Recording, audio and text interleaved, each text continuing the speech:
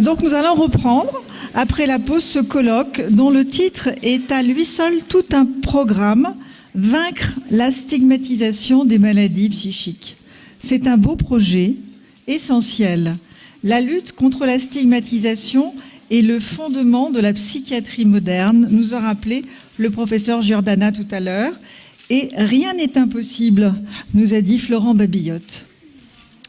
Je suis optimiste car le médecin que je suis a vu 2 progrès notables en matière de déstigmatisation au cours de son exercice.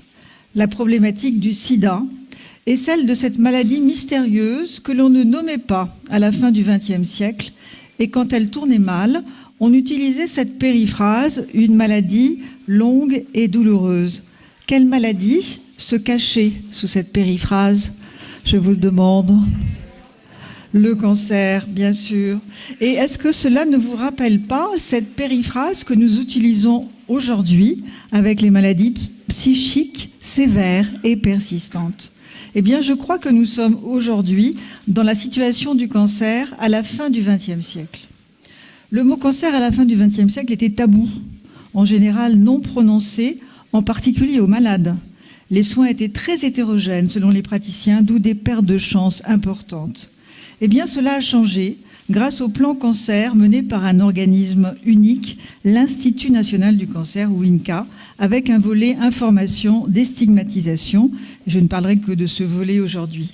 Vous vous rappelez par exemple peut-être cette campagne de l'INCa en 2006-2007 de gens anonymes, sauf leur prénom, en photo sur les murs ou en petits clips. 2 millions de héros ordinaires, c'était le titre de cette campagne.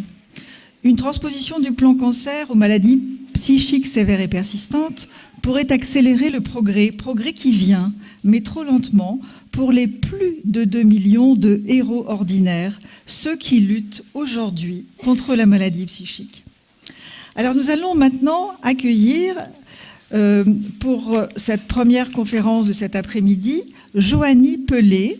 Joanie Pelé est infirmière de formation et assistante de recherche auprès du professeur Jérôme Favreau au laboratoire d'enseignement et de recherche santé mentale et psychiatrie de la Haute École de la Santé, La Source, à Lausanne, donc en Suisse. Et Joanie termine un master en sciences infirmières à l'Université de Lausanne. Et Joanie va nous parler, entre autres, du programme HOP.